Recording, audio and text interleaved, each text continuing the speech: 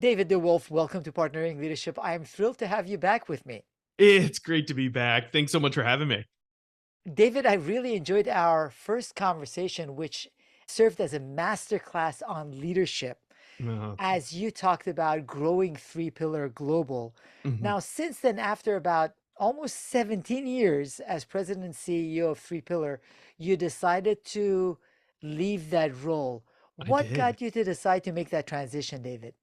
I enjoyed every single moment at Three Pillar and I had the time of my life. I reached a point where I was looking forward to the year 2023. And when I looked forward to 2023, I saw that each one of my 8 kids were going through some sort of major transition. And most specifically, my 2 oldest were getting married this year. I had a daughter that was going to be a senior in high school. I had a daughter who was going to study abroad in Austria. There were just so many things going on. And at the same time, I was in the middle of coming off a 3-year sprint and run with the business where we sold the business twice. We navigated COVID. We more than tripled the business. And I just realized that I was at this point of being consumed by the business and really struggling to live my purpose, which was to be in the world doing great professional work, yet at the same time, being a great dad, husband, and father. And when I realized that I wasn't doing a good job of living that reality, which I think I did a pretty good job of living that and setting the example for everybody in the business for 17 years, I thought, you know what? If not now, when? If I have worked this hard not to be able to take a time out and say, I'm going to refresh, recharge, and spend the time with my kids and my family that they deserve, I don't know what I'm doing it for. And so I decided to take a bit of a break and really ended up taking the first half of 23 off all the way up through. My commitment was not to go back to doing anything full time until after my daughter's wedding. And I did it. I lasted a whole week after her wedding. So, That's outstanding, David. Anyone that gets a chance to listen to episode 215 and your leadership, one of the things I loved about your message on leadership is that it's not what we say, it's the examples that we set. Mhm.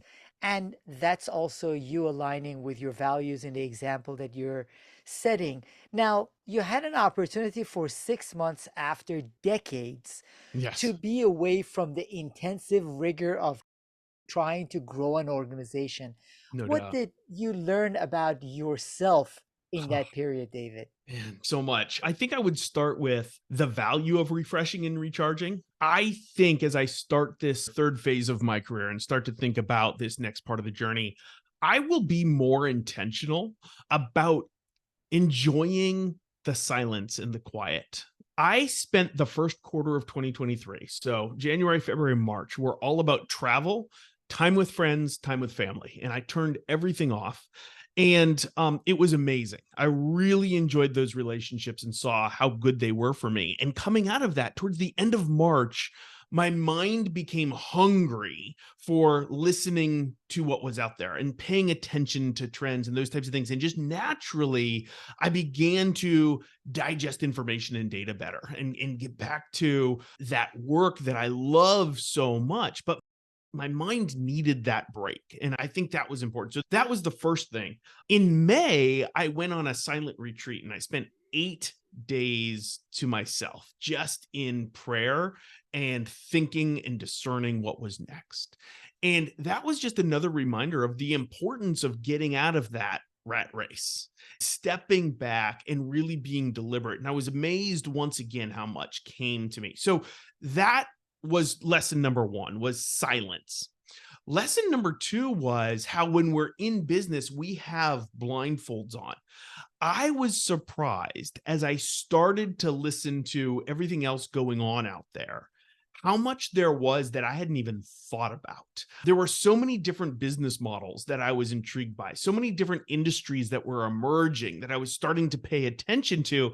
But for so long, my whole world was digital product development. That was everything. And so it was fascinating to me to experience my mind being opened up and all of a sudden this world where I thought this was my thing, realizing, oh, it's one of many things. And there's a lot of other really interesting things going on in the world. So those are two examples. Number one, the value of silence. And then number two, that focus that we get when we're in business and how much outside of that we miss. What powerful lessons, including that value of silence that you talk about, David.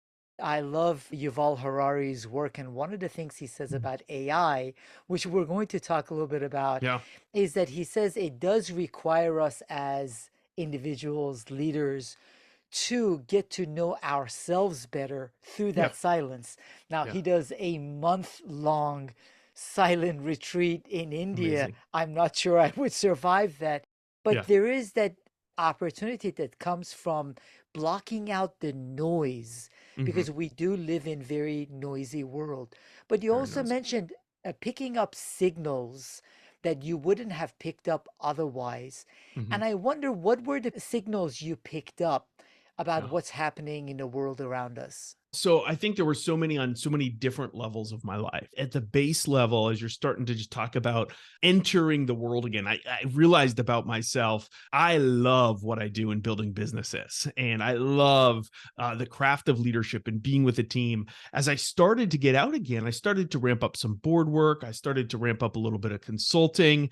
And it was interesting. I had one experience where I facilitated an offsite retreat for strategic planning for our business. And after 2 days of just having such a great time because I was back in the game and I was with this team, I then watched them walk away and have to go implement what we talked about and me not be part of that. And I was like, whoa, I'm not cut out to be a consultant because that was sad for me. All right. I learned something in that moment. And I would say that's the type of signal you start to pay attention to.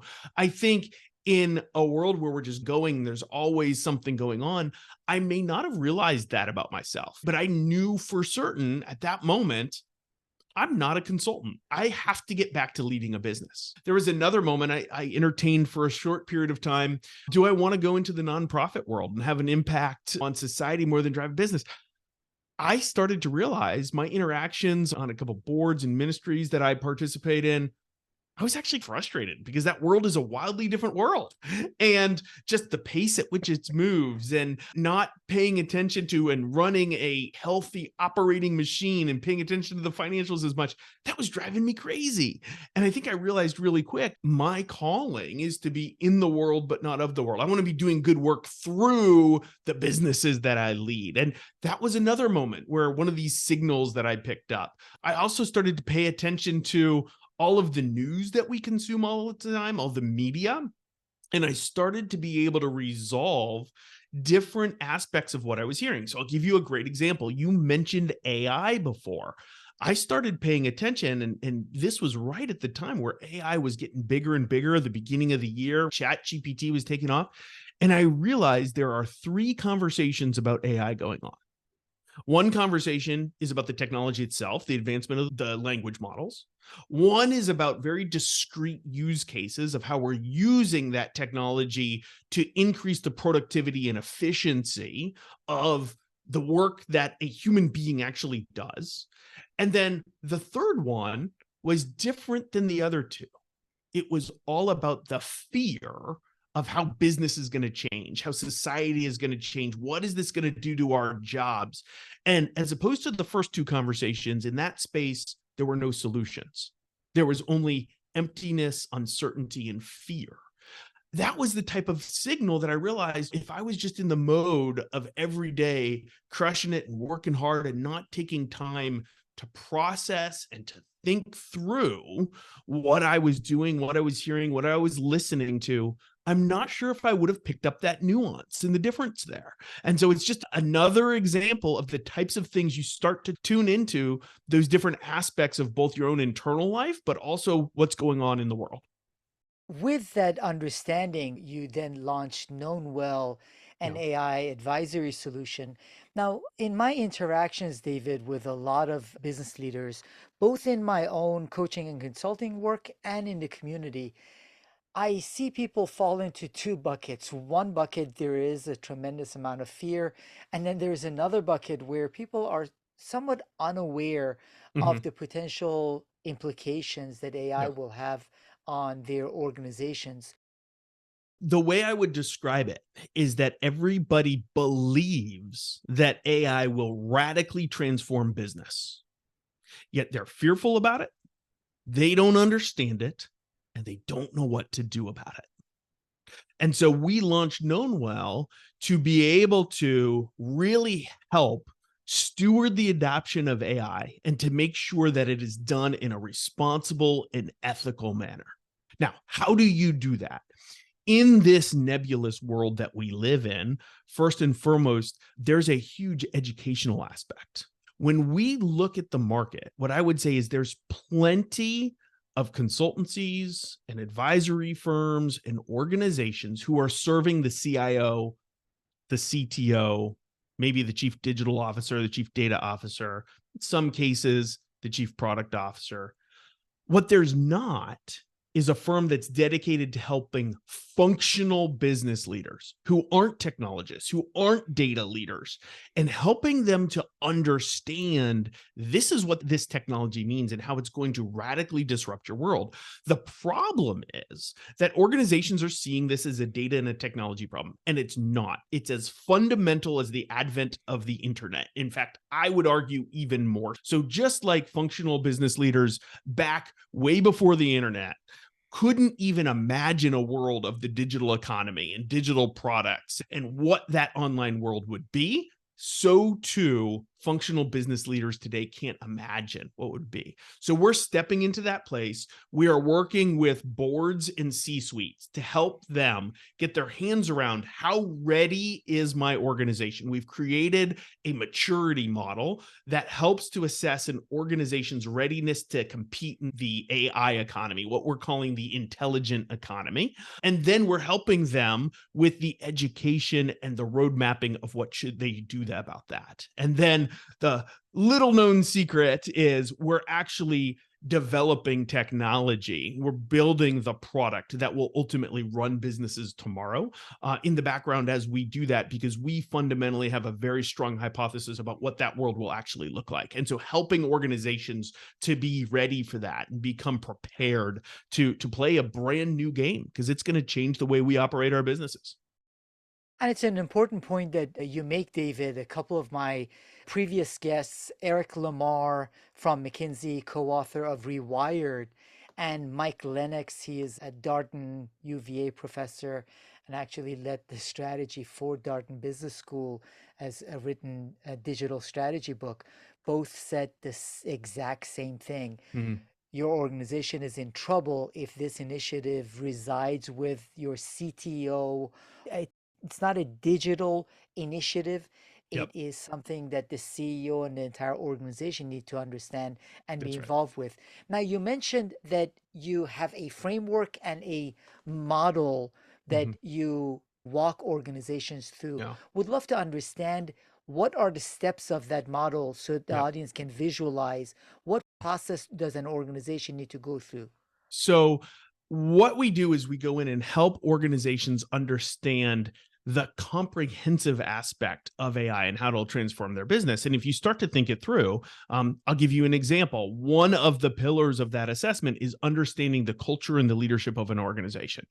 Here's the reality. This is fundamentally a change management process. It is about being able to reimagine and vision what the world is going to be, and then stewarding that change despite all of the fear, despite the fact that people are paralyzed by it, despite the uncertainty through your organization. If you don't have a strong and healthy culture, if you don't have strong leadership, you're not going to be able to thrive on the other side of this change that's going to ripple through the economy. Another example, people in operations. AI is changing the game in terms of what will the value of an organization be and how do we bring value into the world. As machines can do more and automate more and drive more of our business, identifying what is truly human and making sure that people are doing the highest value things and helping them to navigate their careers, to be able to build on top of the tools that are there is really critical. And so do you have a people strategy that is embedded into your operations to make sure that you're helping people to embrace this new reality, to up their game, and to be ready to contribute beyond what they're doing right now? It's another really important aspect. And so we go through a series of 5 different pillars in this assessment, and we look at it. One of them, of course, is data and technology. You have to be ready. How mature are you there? But there are many other aspects that you have to be on top of. Knowledge and strategy is one of the other ones. Do you understand AI? Do you understand how it may impact your industry and totally change the game? And have you identified the opportunities and the threats that are going to exist that you need to execute against? So we just go through very systematically. We work with leadership teams to be able to understand their readiness. And then as a result of that, we're able to give them a roadmap of, okay, this is where you are. And this is what you need to do to take the first step, the second step, the third step. And what that does is it unlocks this paralyzed reality that we're seeing, because people actually know what to do first, as opposed to waiting to have the full picture in front of them. David, you mentioned that culture and that AI ready culture is one of the most critical, if not the most critical part of an organization being able to successfully go through this process. What is your advice for what organizations should do Mhm. in order to have an AI ready culture? I think a learning culture is one of the staples of that. Do you have a culture that has a growth mindset, that truly believes that people can learn, where it is encouraged to grow and evolve, where ideas are valued? The reality is that nobody can tell you exactly what the world's going to look like in 10 years. AI is going to change things so much that it's going to be wildly different. Innovation doesn't come from the top down, it comes from the bottom up. So, do you have an organization that is encouraging your employees to learn, to grow, that encourages them to contribute, to speak up, to take risks? Those types of things. I think that's the type of culture. And what do we need? And it's a little bit antithetical to what we're going through as an economy right now. People are pulling back, people are scared. When people are scared, they don't do these things. They tend to pull back. Time and time again, we have seen that it is when the economy pulls back, the risk takers thrive 7, 8 years later. It just so happens that's hitting at the same time of AI. The value of the market for 8 years from now is being created right now. And if you're not stewarding your culture, if you're not making sure that individuals have the ability to do what only human beings can do in creating the future and making smart judgments that are different from the patterns that we've used before, those types of things, then you're going to fall behind. Because there are, whether they're startups or leading really high innovation firms that are making those big bets and saying, now is the time that I'm going to be investing in my performance in the future and the growth of the future and really shifting that business. Do you see this as transforming and being applicable to all organizations? There are different studies. Some show certain industries will be impacted more, certain Yep. industries less. What are your thoughts with respect to organizations in what industries, what size, or is it Mhm. across the board that Yep. should pay the most attention to this? So I have a couple thoughts here. I'll start with this. If you look at the knowledge work that happens within a business, I break it down very simply this way. We talked about it a little bit before. You have manual labor that takes place, and robotics for quite some time has been replacing manual labor. On top of that, you have knowledge work in the realm of just pure execution. And we talked about that before. It is the discrete use cases, software engineering, content production, medical research. It's the work that you and I can do, and we can get more productive and efficient with that. That's where all the innovation is happening right now. But here's what's fascinating to me, Mahan. If you look at the economic projections of what AI is going to do to our economy over the next 7 years, just till 2030, the economists are predicting about $16 trillion of economic value comes from AI. And when you step back and you look at Where is that possible? There's not enough manual labor and discrete work to create $6.6 trillion worth of economic value, which is the percentage, the amount that at the very least will come from just productivity gains. So you have to step back and say, where do people spend their time there if there's not enough? Research shows that the typical knowledge worker spends 85% of their time not on productive work, but on collaboration throughout the business, on what I call the operations, not the manual labor, not the execution, but the operations of the business. And when you step back and think of it, it maps with your experience in business, right? Experience in business is, what do we get frustrated by? The bureaucracy, the distraction from getting our work done. What I believe AI is going to do, AI is going to automate the running of businesses. It's going to take this world, like here's one of the last industries that hasn't been disrupted by digital. It's consulting. What does consultants do? They come in and help understand your business and then optimize these operations. You better believe that all of that work is something that AI can do. And so in tomorrow's economy, what every business will do differently is that it will be the artificial intelligence that is understanding the business, is running the business, and in a very fluid, dynamic way, transforming the business to allow us to do what only we can do, as opposed to what it can't do. And the reason I'm convinced this is true is not just because of this theory and what the economists are predicting. Guess what? It's actually what Amazon does right now to run their business.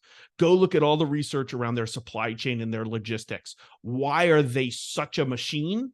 Because they look at the data and the information, and they have AI make decisions in real time, how to run their business, adjust their business, change their process, change their workflow to get rid of the bottleneck before somebody even realizes that it will exist. That will happen in every single business, not in a particular industry. Yes, will there be some industries like pharmaceutical research that will be able to go faster in the production of the next breakthrough? Of course, but every business will be impacted by operating innovation. Okay, so that's answer number one. Answer number two is, I believe what this is going to do is democratize some really important aspects of mature operations that are not available to mid-market firms right now. I'll give you a great example of this. The largest enterprises in the world do really well at people operations. They have discipline around job architecture and human resources practices and performance management and those types of things. Leading companies do.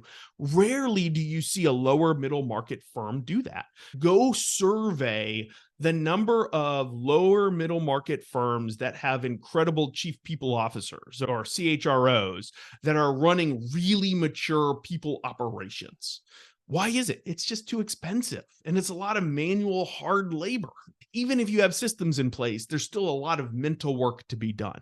When you start to take the operating machine of a business and you start to automate it, it's going to democratize that. And so I think that on the other side of this horizon is going to be a resurgence of the middle market company. And we're going to get away from this world where these large enterprises rule the world because they have economies of scale that nobody can compete with. And we're going to get to a place where the middle market thrives and is back. And I find that exciting because I also think it's what society wants. It's going to put the power back into the people, and it's going to move us away from monopolies a little bit. So those are my two answers. Number one, every single business absolutely will benefit. But number two, I think there's going to be a resurgence in the middle market. I love your points and want to highlight the first one and challenge the second one, David. The first one is that I love the example about Amazon, and that's a perfect example that the future is already here. It's just not evenly distributed. In Totally. that it's already being applied. What you're saying is that all organizations will have access to be able to do that, and it's going to transform all organizations. Your second point is that it is going to provide more opportunities for mid-market organizations. I've heard some argue that in part because of access to data, the largest organizations, the Amazons, Apples, you pick the first half dozen to a dozen largest organizations, will have so much data that causes them to actually accelerate and be Mhm. able to grow a lot faster, being a disadvantage for mid-market organizations. So what are Yeah. your thoughts about that? I think there's some truth to that. There's no doubt about it. What I would say though is I actually think the economy is going through another shift at the exact same time that AI is arriving.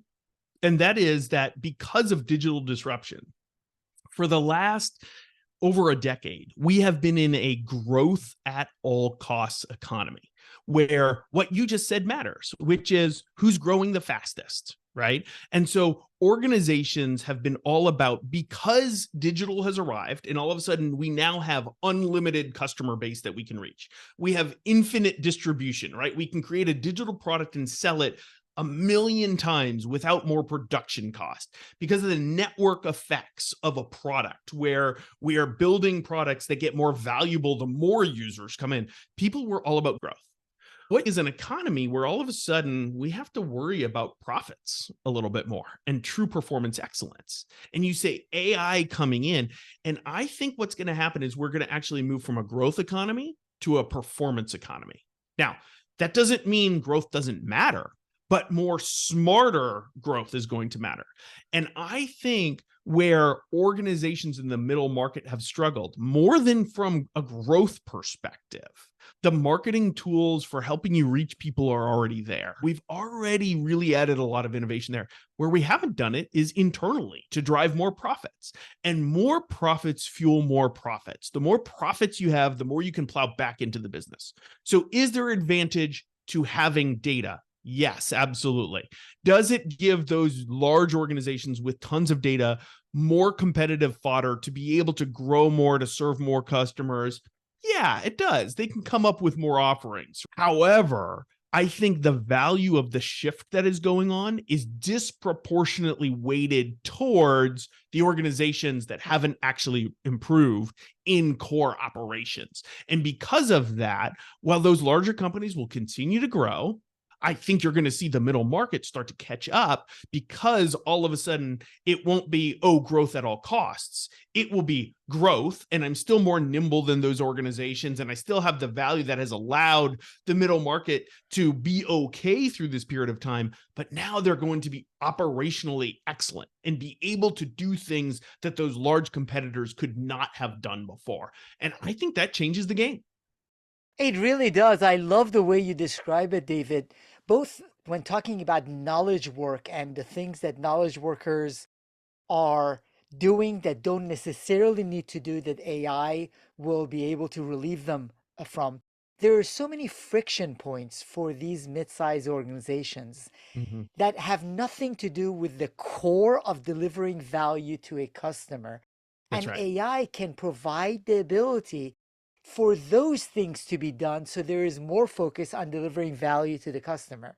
You just hit the nail on the head. And that's exactly right. And where do you want the human brain power going? You want it to do what only humans can do, not the stuff that doesn't matter, that isn't differentiated, right? So spend more time building relationships with customers, spend more time doing creative work that serves the customer, spend more time taking care of your employees and connecting with them, spend more time making intuitive judgment calls based on having the data at your fingertips. That's what a human can do uniquely that a machine can't. So much of this stuff that we don't have access to in the middle market, you're totally right. It's not a differentiator. So let's not focus on it. So you already started addressing some of this. I have heard concerns about the impact this is going to have on knowledge work, automating or Mhm. replacing work that is done by humans. Yep. What you're saying is humans can focus in on the human aspects of it. So from an organizational perspective, what are the ways that AI will augment and automate, and what are the ways that humans will Yep. be able to tap into their human potential in organizations? The first thing to do is to reflect on how far we've come. 5 years ago, if we were to have this same conversation, what everybody would be afraid of is replacing the manual labor, right? It was about those folks that are the hourly workers. And oh my goodness, we have to be careful because we have already an economy that's weighted towards the knowledge worker and the wealthy. That's not even part of the conversation. In fact, the conversation I hear is about how we need more of the trades and there aren't enough plumbers out there in the world. And that's really interesting to me that here we are. And now it's actually the knowledge worker that we're worried about. So that to me is a data point that makes me then go back and look at history and say, with every single innovation that comes out, what happens? We have a fear about the loss of jobs. And the brutal reality is there is disruption in the job market. There are people that will lose their jobs, but on a net basis over the long term, it typically leads to more jobs because there's more productivity. So I really believe if you want to ethically navigate this period of time, stop running away from it. Stop being paralyzed by it. It's going to happen. Nobody's going to pull the plug and stop AI, right? Somebody's going to develop it. So as leaders, let's push into it. And let's actually instead prepare people for this change. And at the end of the day, whether it was the printing press, whether it was mechanics, whether it was the industrial revolution and electricity, every single one of these waves came with job displacement that was replaced by tremendous job growth. And I really think that's what's going to happen. And I think if you look, we've gone through the wave of manual labor where we were scared about that. We're now in knowledge work. Where it's really going to happen is in management. It's in the operations aspect. And ultimately, it will get to strategy, by the way, as well, because there's a lot of strategy work that AI can do. So strategy and operations, to me, is the next frontier. That's what we're building towards. And I think starting to prepare and really encouraging those workers in those spaces to embrace the technology, to push into it and figure out, how do we use it for good? That's what I'm intrigued by. And candidly, that's why I am in this space, right? We have the ability to let this technology accidentally hit society, or we have the ability to steward it and to shepherd it to make sure it has a positive impact. And as we do that, we also have the choice of sticking our head in the sand and pretending this is not happening, No doubt. or taking advantage of the opportunities this provides for a lot of organizations. Now, Yep. one of the other concerns that I hear, David, is about ethical and responsible use of AI. A lot of Mhm. concern has been raised with respect to the impact that the data has on Yep. the outcomes that AI produces. As you are working with teams and organizations, how do you guide them Mhm. on their responsible and ethical approach to AI use? It is so important. And it's actually one of our pillars. And where it boils back down to is the values of an organization. There are absolute truths and there's morals and there's ethics, but there's also how do you make those come alive in your organization? And do you know what you stand for? So many organizations, their values are posters on the wall. They're not something that leaders live day in and day out. They're not something that leaders exemplify day in, day out. They're also not something that are institutionalized and rewarded. We really believe that in order to thrive in this area, you have to have good governance. There have to be principles, there have to be policies, there have to be things that govern what we do. But more than anything, this actually goes back to the culture. Do we have values that are manifest in the culture that we're living up to? And then do we have the appropriate checks and balances to foster it? And so, really understanding that, I think, is part of an organization's readiness. And let's be candid, there are a lot of organizations that are avoid when it comes back to those values. And so I think we're going to see a resurgence. Like, one of the things I really believe about society as a whole is we're going to see a resurgence of the humanities. We have had such a push for so long on the sciences, on the technologies, and it's been great. It's been brought about a lot of human flourishing. But we have to really re-identify with what does it mean to be human and what are the ethics that are surrounded by that humanity that we want to live. And I think that's going to start in society as a whole. I think you're going to see more focus on it in education and academic settings. But I also think you're going to see a revival of that in business and business leaders who don't look as values, culture, and team building as soft, but realize that's actually the hard part of business is all of that, and start to pay more attention to it. And that, in my mind, is what is required to instill the type of ethos that's going to foster positive, responsible adoption of AI in the enterprise. I couldn't agree with you more, and I see AI as a potential for us to tap into our humanity. So it's helping people tap into their humanity, Yeah. not turning them into machines or computers. Yeah, and let me give you a very real example on that that's going on right now in this space of AI. A lot of the conversation around the technological advancement of AI is around what's called alignment. And alignment is all about making sure that the logical deduction that these machines are doing through artificial intelligence is aligned with human intent. And there's all sorts of research around the technological side of that. But where's the research on what human intent itself is? So we can build machines that can align to human intent, but if we can't articulate human intent, and if we can't get back to the classics and get back to the humanities, the histories, the philosophies, the theologies, and really understand humanity, we're going to be aligning to what? We're going to align to somebody's arbitrary definition of what human intent is. And I don't know about you, but that makes me a little bit uneasy. And so what I want is a whole body of research that equals the 20% of OpenAI's budget that they're dedicating to alignment. I want that 20% budget, which is billions of dollars, poured into the advancement of the humanities. So we actually have something to align to versus Sam Altman's, arbitrary definition that he decides is his human intent. That's a great way of putting it. We need to clarify our own intentions or humanity's intentions before trying to get AI aligned with that. Now, I love the fact that you have focused a lot on the humanity aspects of it, the cultural elements, the values of the organizations, some of the ethics and responsible use of AI.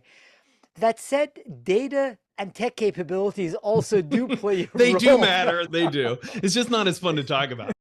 You are focused initially on the right things, in that a lot of organizations and a lot of CEOs first jump to the data and the tech. What tech do we need? What data do we need? Totally. And that's why sometimes these initiatives, digital transformation initiatives, and now AI initiatives end up failing. So those people, human, culture, value elements need to be addressed first. But there is an important role for data and tech capabilities. Would love to know your thoughts with respect to what are the data and tech capabilities that it takes for organizations to be able to take advantage of AI. So I would start with, I think there's a fundamental shift where what we're seeing is the importance of really being data driven more and more every day and understanding what data means. I actually see this as a weakness in the business community. There are absolutely hardcore operators that get data, that make decisions off of data, that build operating machines that rely on data. But I don't know if that has permeated culture the way it needs to be. And when I talk about that, I'm talking about operating metrics, not just reading a balance sheet. I think that's going to become even more important in this world where we have more data coming at us, more conclusions coming at us that we're going to want to understand the underlying meaning of them. And so that's one thing that I look at is I think organizations that really foster a culture of data orientation are going to thrive more in this economy. So that's one that I think is generic, and it's more of a mindset than a specific technology, right? I start there.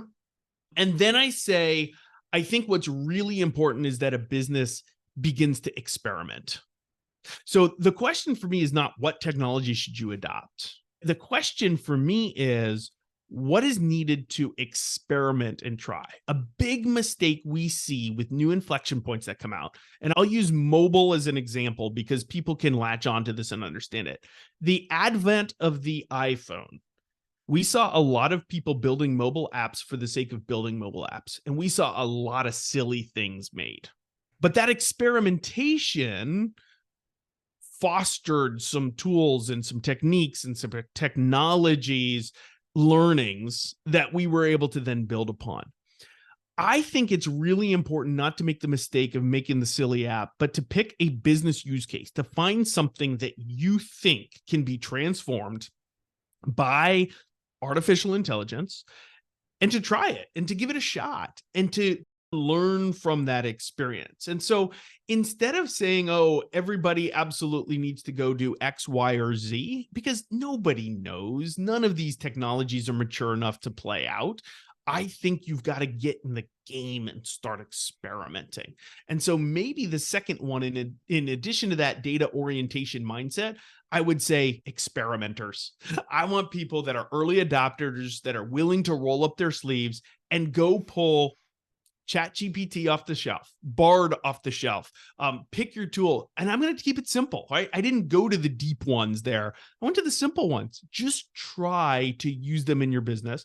Do it in a smart way. Be careful about your data and your privacy, all of those things, but just start experimenting. Those are two brilliant points, David, both related to AI.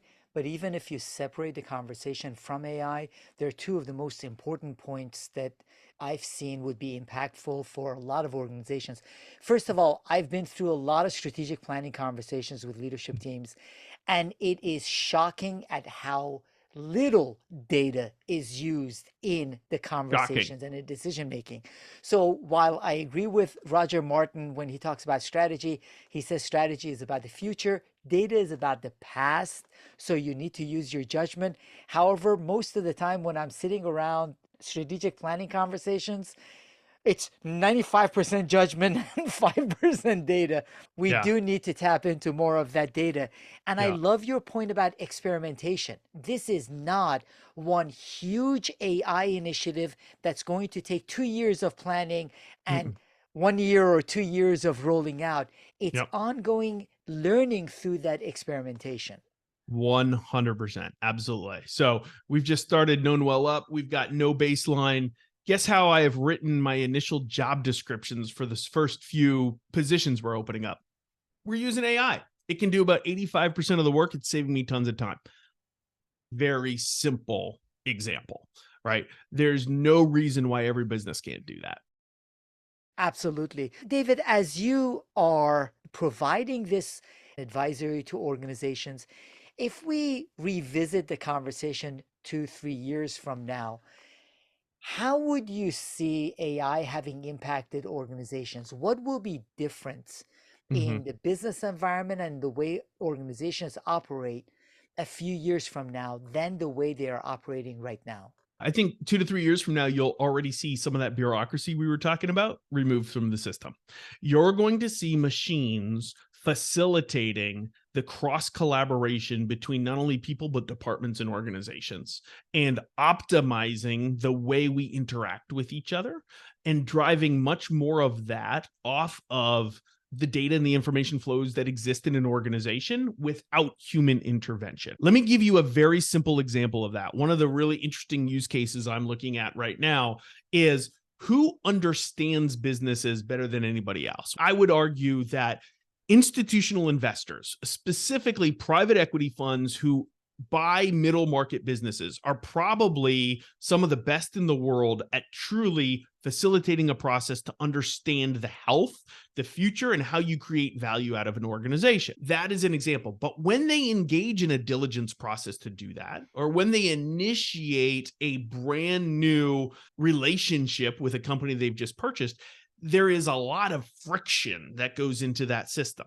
There's a lot of cost. There's a lot of human labor. There is a lot of just frustration because of the distraction. Go look at the research of what happens to the performance of a business after they are sold to private equity or to any acquirer, actually.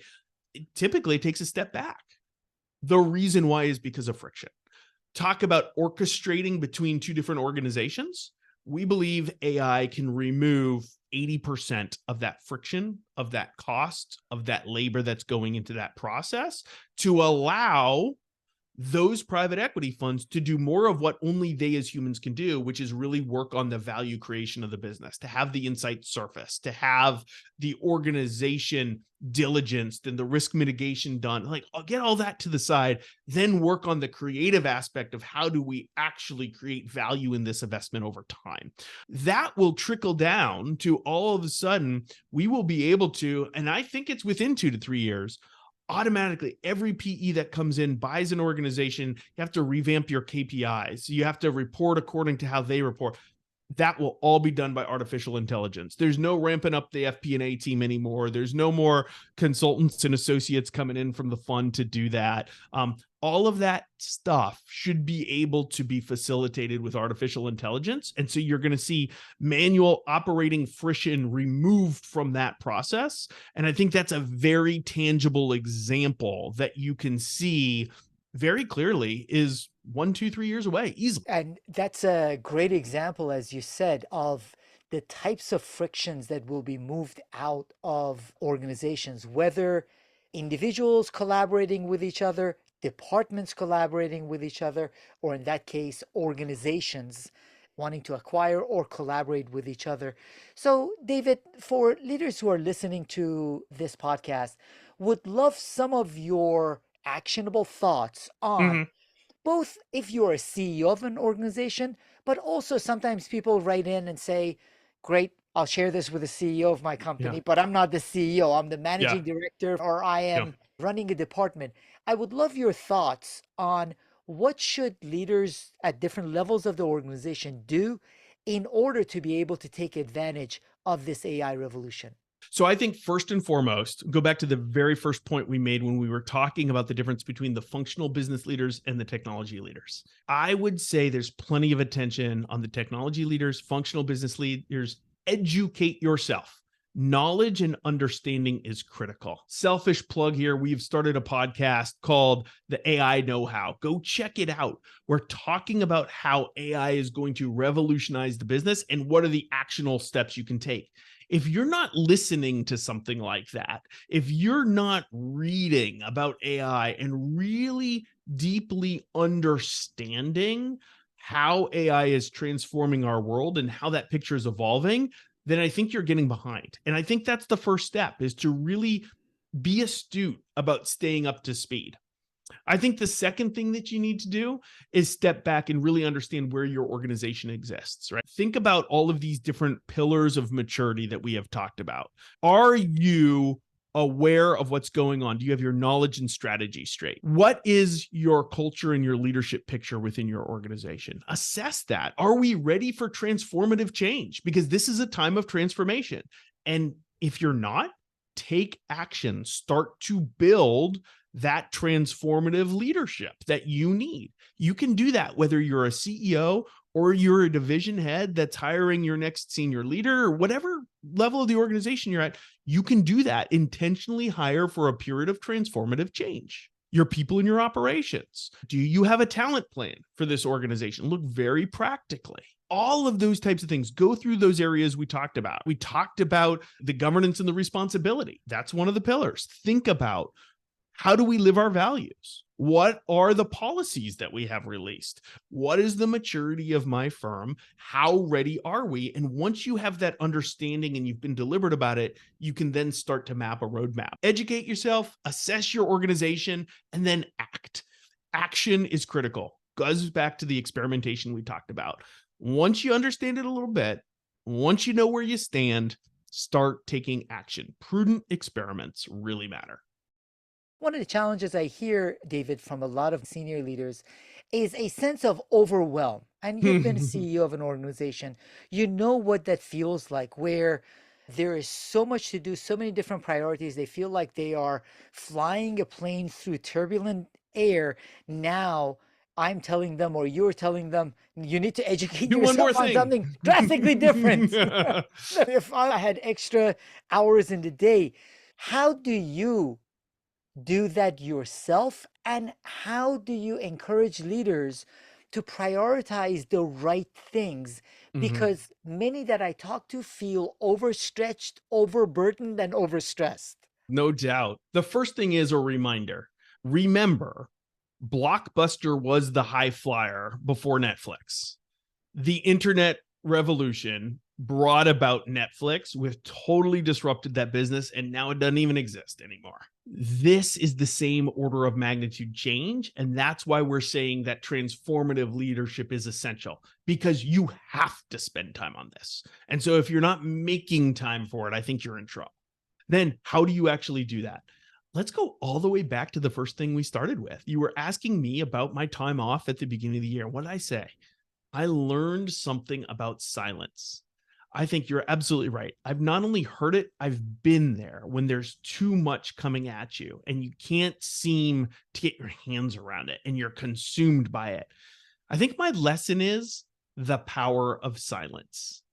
How do you make sure that you actually prioritize? Remember Stephen Covey and putting the rocks in first? You know what one of those rocks needs to be first? It needs to be silence. Do you spend the time thinking, planning, and deliberately prioritizing?